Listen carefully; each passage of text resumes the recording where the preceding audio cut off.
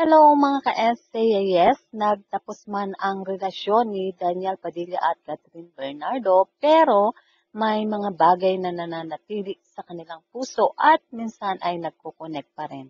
Mga memories na hindi talaga maitatago at isa na dito ay ang pag-alala nila sa pagpanaw ng kanilang mahal na aso at yan ay si Summer. Napakaraming masayang araw, oras na naiwan si Summer sa buhay ni Catherine at Daniel. At yon ang dahilan kung bakit sabay nilang inalala si Summer.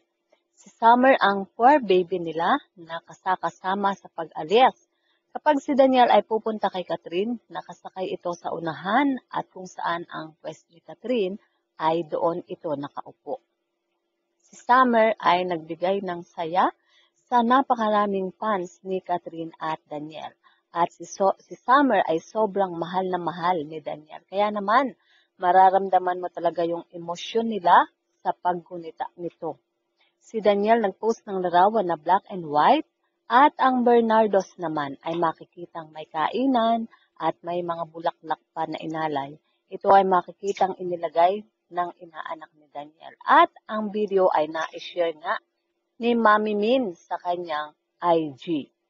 Sa pag-alala nga nito, may mga fans din na nakiisa sa paggunita nila Catherine at Daniel sa kanilang paborito at mahal na si Summer.